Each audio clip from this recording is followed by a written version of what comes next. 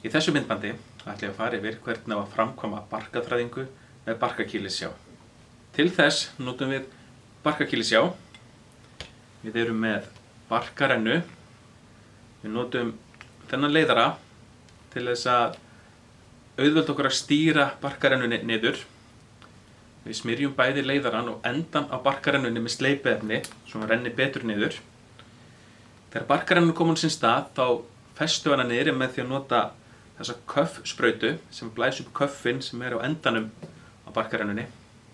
Og svo erum við með ambúbelginn sem festum á barkarennuna og við staðfestum að barkarennan liggi niður í barkan með því að blása og þá sjáum við lungun lyftast.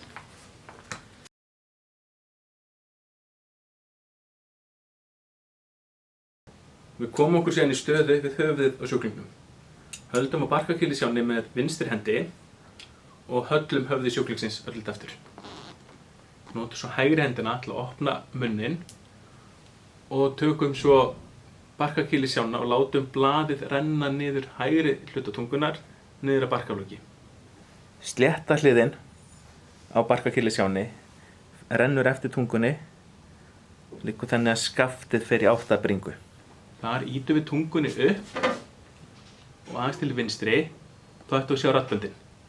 Á mynd A sést hvernig barkakýlisjáin er sett hægra megin á tungu sjúklings og rennt niður að barkakýlislokinu.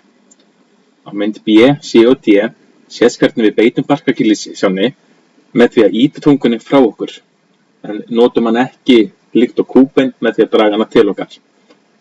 Tungunni er svo lyft upp og til vinstri til þess að sjá raddböndin.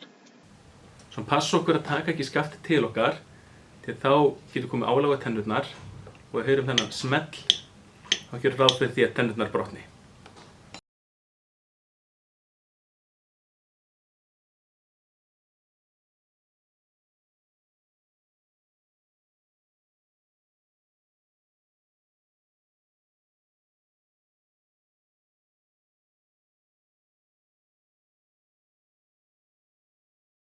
Því næst tökum við barkarennuna og við þræðum hana hérna milli raddbandana.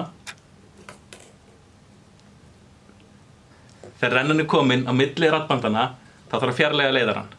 Svo við sleppum ekki barkakýlisjánni þá fáum við eitthvað til að taka hann fyrir okkur, taka leiðara. Við þurfum að passa okkur því að halda vel í rennuna þegar hann er fjarlægður svo hún fari ekki út með.